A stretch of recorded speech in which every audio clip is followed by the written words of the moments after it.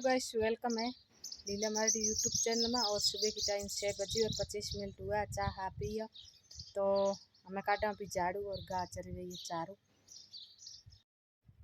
तो सुबह पहला बनाई चाह बनाई मैं काटियो भी झाड़ू। तो आज मैंने क्या सेको भी काम करनो, झाड़ू काटे मैं हाथ भी कियो बुलानो क्या।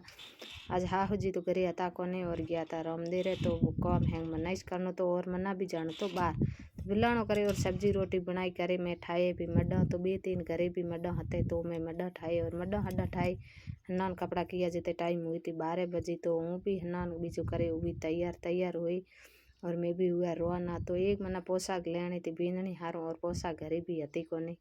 तो आगे दुकान थी, दुकान माथे मैं फ़ोन किया तो और एक पोशाक एक ड्रेस एक ओढ़ने भी ठाई राखिया, तो भी ठाई राखिया। और आगे गया मैं तो पूनम जी हुआ तमाना भेड़ा और मैं पूनम जी भेड़ा पर गया बिया आला रे घरे। तो ए माँ धर्म भाई और यहाँ रे बेहतर नेत्रो। तो मैं और पूनम भाई सा ठेक पी गया और गया जाने बाद में बाता हाथा बंतल बीजी करेगा मैं जिमी रोटी जिमी करे।